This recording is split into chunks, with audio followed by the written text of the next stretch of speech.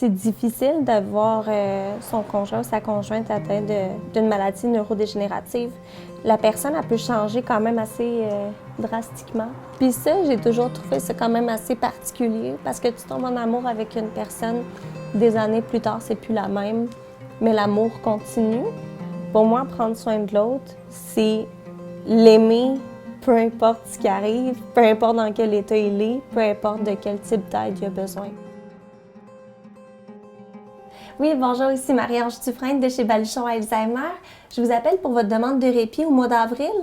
Mon rôle chez Baluchon Alzheimer, c'est agent de liaison pour les proches aidants, ce qui veut dire que je suis le lien entre l'organisme, le CLSC et la famille. C'est le gros de mon travail, c'est les fiches d'inscription, parce que nous, c'est notre vision de ce qui se passe au domicile. J'ai eu un appel lundi de la fille d'une proche aidante. Okay. Puis elle me disait que là, ça marche plus pantoute. Pour la proche aidante, elle est vraiment à bout.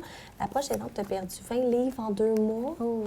Fait que c'est vraiment assez dramatique. Ce que je remarque, c'est que les familles, les aidants, ils demandent de l'aide quand ils sont vraiment rendus au bout du rouleau, quand ils sont vraiment fatigués. T'sais, nous autres, on est là, on travaille 5 jours semaine, 9 à 5. Les proches aidants sont là tout le temps. Tout le temps, puis il n'y a pas de vacances. Fait que, tu sais, de le voir de ce côté-là, de leur dire, ça vous prend des vacances aussi. Parce qu'à un moment donné, vous allez devenir plus fatigué, plus impatient, plus irritable. Puis là, quand il va y avoir des situations un peu difficiles à gérer, tout va sortir. Je le vois, il veut vraiment le prendre du bon côté à un point tel qu'il ne verrait pas s'il y avait un risque au niveau de la sécurité.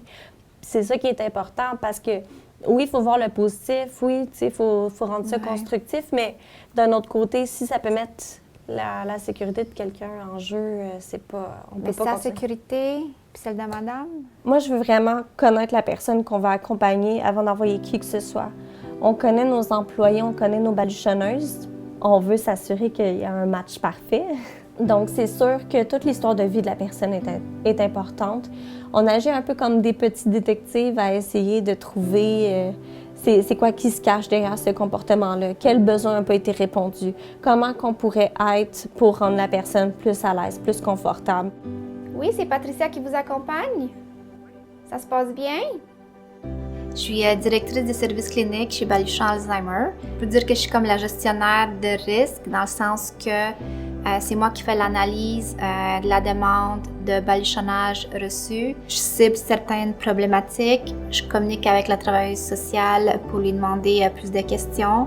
Après, c'est moi qui fais le jumelage entre la famille et la baluchonneuse, tant au niveau de la personnalité, que ça soit plaisant aussi pour l'aider.